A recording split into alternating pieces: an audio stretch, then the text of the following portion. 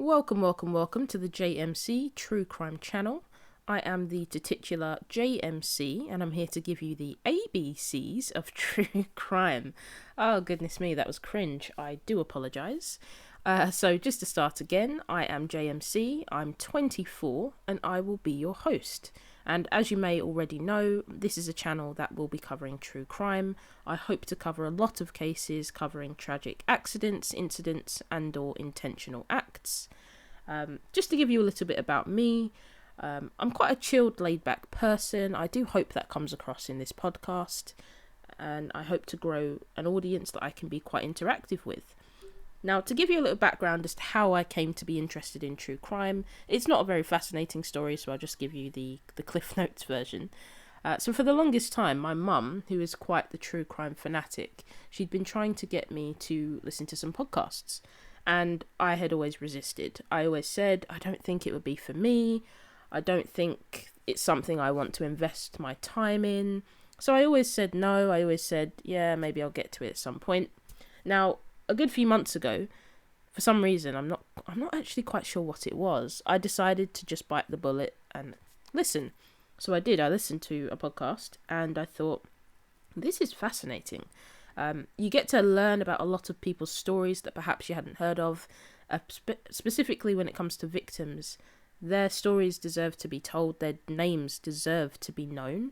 And from listening to podcasts and watching videos, it really opened my eyes to just honestly how despicable certain people can be, and also how triumphant some cases can be, particularly when it comes to survivor stories or just the sheer will of people and their fight to live. Of course, it's a very dark, it's a very disturbing subject, so it's not for everyone. I completely appreciate that this channel won't be for everyone, but for those that it does appeal to, I hope you will join me on this journey, because I think there's a lot of ground to cover, and there's a lot of stories that haven't been told but deserve to be, because as I said before, victims' names, they deserve to be known. They deserve to be known. Now, as for the very first story, or the very first case that I'll be covering on this channel, it's with regards to a young boy, a 10-year-old boy whose life was ended far too soon. Now, this young boy, he was born to two parents, Richard and Gloria. He was born in Lagos State, Nigeria. He was one of three siblings. He was actually the youngest of three. He had an elder sister. Her name is Damilola. She was roughly 12 years older than him. He had an elder brother called Babatunde, roughly 10 years older. And then, of course, we have this young boy. This young boy, he was born on the 7th of December, 1989. And he was described to be this beautiful, exuberant, smiling, positive young boy. And his name, if you're not already aware of his story, is Damilola Taylor. So today we're going to tell his story. So as I mentioned before, Damilola was born in Nigeria, whereas his sister Damilola, she was born in the UK, and do remember there's a 12-year age gap between Damilola and Damilola. Now, I wasn't able to find confirmation as to exactly where Babatunde was born, but I don't think it's unfathomable to think that he was also born in the UK, given that there's only roughly 2 years between Damilola and Babatunde, and of course there's 10 years between Babatunde and Damilola. The parents of all three children, Richard and Gloria Taylor, both come from the Yoruba ethnic group. The Yoruba people are a West African ethnic group that mainly inhabit parts of Nigeria, Benin, and some parts of Togo. They constitute at least 40 million people in Africa, although there are a couple 100,000 in other parts of the continent, and this does bear further representation among members of the African diaspora.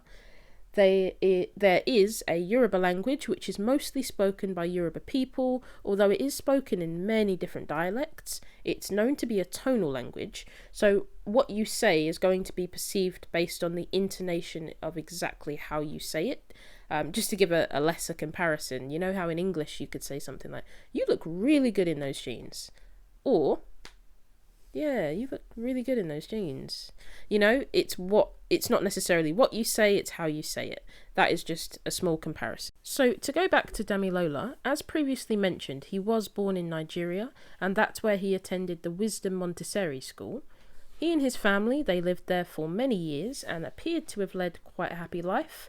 I even remember reading a report where it said that Damilola would get private car rides, to and from school, so they definitely seemed to be quite comfortable. Sadly, Damilola's elder sister, Damilola, she suffered from an extreme case of epilepsy, so extreme that the family made the decision to return to the UK to seek treatment for her.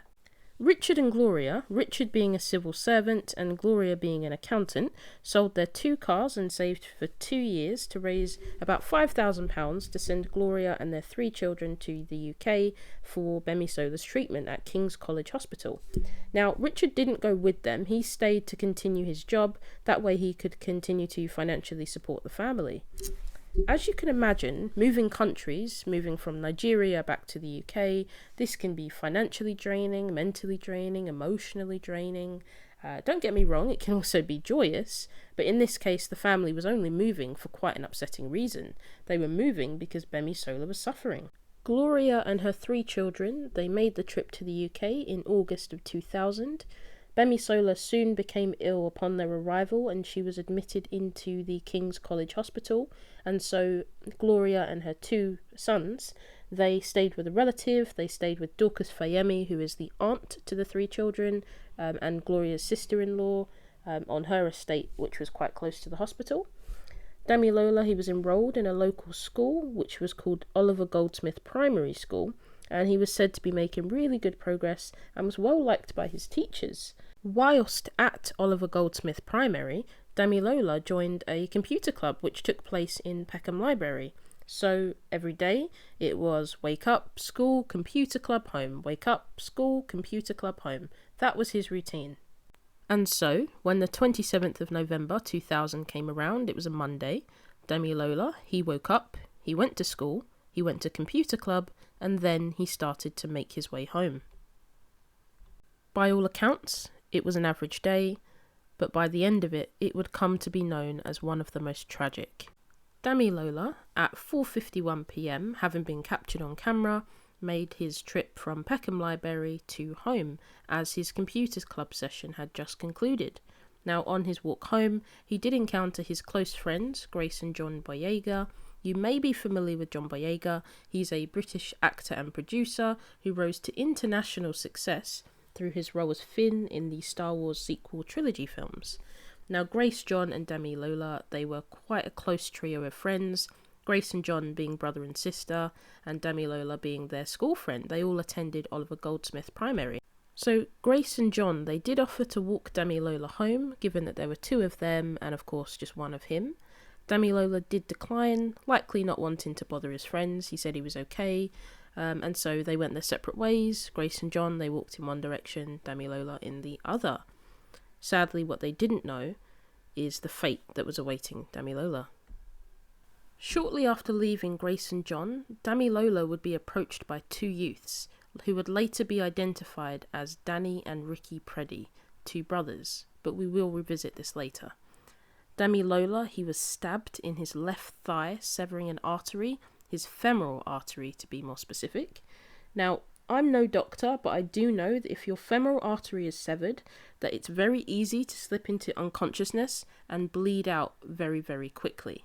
Now, what you would really need in a situation like this is a tourniquet. For those that don't know, a tourniquet is a device that's used to stop the flow of blood. But understandably, Damilola was 10 years old. He was a little boy. I can't imagine the kind of pain he must have been in. I can't imagine how scared he must have been. I honestly can't imagine his state of mind.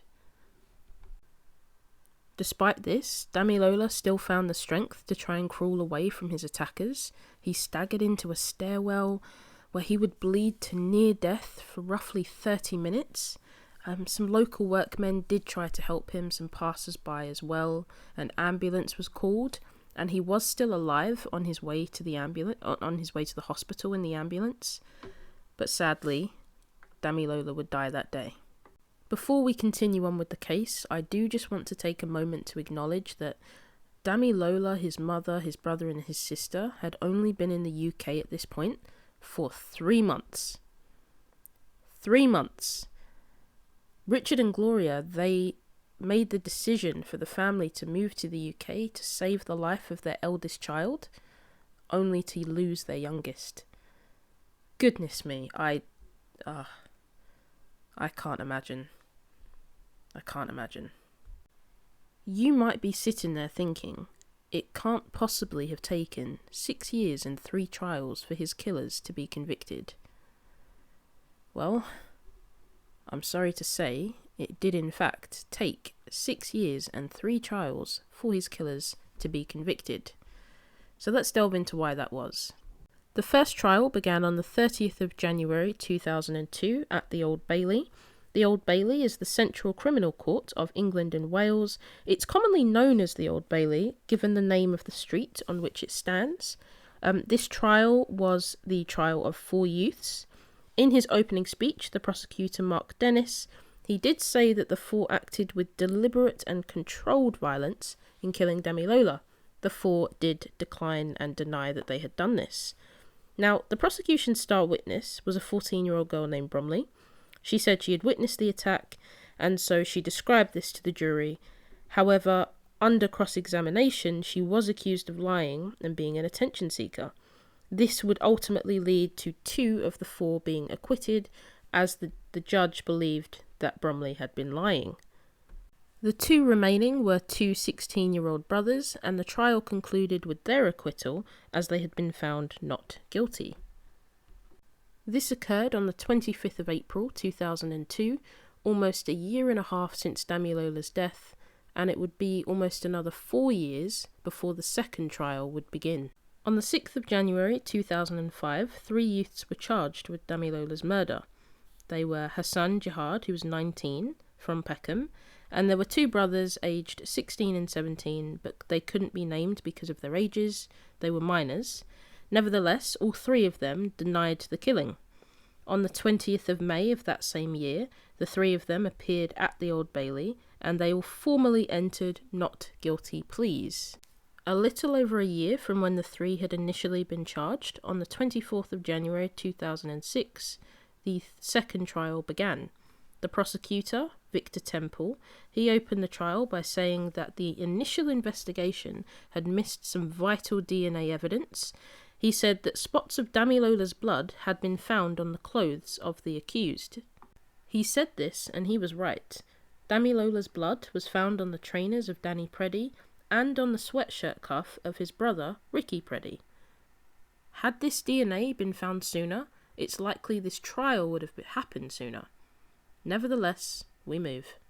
Now, just to quickly take you back to January of 2005, when the 3 boys had all been charged, only one of the 3 could be identified, publicly at least, due to his age. In this case, it's Hassan Jihad. Now, in early April of 2006, Hassan had been cleared of all charges connected to Damilola's death. The same could not be said for the 2 brothers. On the 4th of April 2006, the remaining defendants, being the 2 brothers, were cleared of the murder charges. However, the jurors could not agree on a verdict for the manslaughter charges, and so the Crown Prosecution Service said that they would consider a retrial on those charges for the 2 brothers. The possibility of a retrial soon became a reality for the 2 brothers, because on the 23rd of June, the 3rd trial began.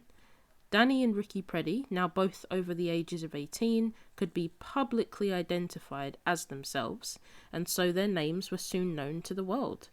They both denied both murder and manslaughter. However, on the 9th of August, they were both convicted of manslaughter. The retrial lasted 33 days, and on the 9th of October 2006, the judge from Old Bailey, his name being Justice Goldring, he sentenced the 2 brothers to 8 years in youth custody for manslaughter. Now, it was widely reported that Damilola's parents were unhappy with the sentences. They believed that the sentences should have been for much longer, and I completely understand where they're coming from. I mean, you can't blame them. You should only be sympathising with them. To think these 2 boys stole their son's entire life, his entire future, and in return, all they get is 8 years? Yeah, I'm with them on that. The judge did go on to explain the factors involved in the sentencing, the biggest being the ages of Danny and Ricky at the time of Damilola's murder. They had been 12 and 13 respectively, so of course they were minors, and there's no indication that the act was premeditated, and so that is what led to the sentencing being relatively light. Actually, I don't think you can say relatively. I'm just going to say light. They still killed a person at the end of the day. Served half of their sentences. Ricky was released on the 8th of September 2010, subject to probation supervision, and of course if he breached any of the conditions, he would just be subject to being recalled back into custody. Danny was released in 2011. Ricky was recalled back into custody on the 13th of March 2011 because he was seen in Peckham associating with known gang members, and of course this was in clear violation of his probation conditions. He was subsequently released on the 25th of January 2012, only to be recalled back into custody a mere 16 days later, 16 days, in February 2012, after doing the same thing. After again associating with known gang members. Ugh. Once again, Ricky was released in July of 2012. Flash forward to February of 2020, Ricky was once again jailed. He had driven his car into a police officer, leaving her with serious injuries. He pled guilty to causing serious injury by dangerous driving, driving whilst disqualified, failing to stop, and driving without insurance. For this, he was imprisoned for 4 years. It's quite fascinating when you look at these two brothers. We have Danny, who was released in 2011 and from all accounts has not reoffended. And then we have Ricky, who, since being out, seems that that's all he's done. Marion Johnson, who is Ricky Preddy's mother, has publicly said that her son is deeply sorry for what he's done. Whether or not that's true, I'm not sure. I can't see any public acknowledgement from Ricky or Danny themselves to acknowledge their crime. I don't know if that's of any comfort to Damilola's parents. I just don't know. Danny and Ricky had been known to the police prior to Damilola's death. They had been in a gang called Young Peckham Boys, and they were known as serial offenders, most commonly for robberies, and so the attack on Damilola was quite the escalation in terms of just how far they were willing to go. This case is such a sad one for so many different reasons. The biggest and the most obvious one being that a young boy was killed for nothing. For nothing. He was killed for nothing. Think of all the things he would have done with his life. Think of all the things he should have been able to do with his life had it not been stolen from him. He wanted to be a doctor. He wanted to cure his sister Damilola and people like her. He wanted to help. And now, think of Danny and Ricky. They were 12 and 13 at the time of Damilola's death. They were boys. They were children.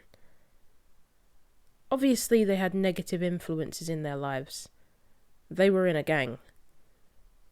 But what pushed them over the edge? What pushed them to want to change from committing robberies, which of course is still an ugly thing, but that's not taking a life, to actually taking a life? What changed? So many lives were irrevocably changed, damaged, broken on the 7th of November 2000. And I don't know how one recovers from that. I don't know if one can recover from that. I think of Damilola's family, his brother, his sister, his parents, his mother Gloria. 7.5 years after her son was taken, she suffered a heart attack and she died. She died. She lost her baby boy. And then you have the remaining members of the Taylor family, Babatunde, Damilola, Richard. They lost both their brother/son and their mother/wife. My heart bleeds for that entire family. Over time, Damilola's name has morphed from being known as a crime victim to a nationally beloved martyr. His death and the circumstances surrounding it have become part of the cultural conversation with regards to street crime and gang violence in the UK. And I do think this is good. We should absolutely be talking about these things. The more we talk about it, the more we are helping to release or eliminate the stigma surrounding it. What I don't want to get lost in the discussion is the fact that Damilola didn't die for a reason. Damilola died for nothing. He died for nothing. He was a 10-year-old boy. He'd finished computer club. He was skipping home, probably happy to see his mum and his siblings, and he was killed. He didn't die for a reason. Again, I can't say that enough. He did not die for a reason, because he should still be here. If he were here today, he'd be 32. He'd be 32 still, such a young man. So let's please not forget that. But let's please continue talking about this, because we should, we must, and we will. In May 2001, roughly 6 months after Damilola's death, Richard Taylor, his father, set up the Damilola Taylor Trust as a memorial to his son. Through the trust, he seeks to create, and I quote, a positive legacy of hope and opportunity for the disadvantaged and underprivileged young people. This is a beautiful legacy to leave behind for Damilola. Well, thank you to everyone who's made it to this point in the video. This is the first case being covered here on the JMC True Crime channel, and it was a heavy one. But I'll be honest with you, the cases they're not going to get any lighter. So, strap in. Please be sure to like, share, comment, and subscribe, and I will be catching you soon. Bye.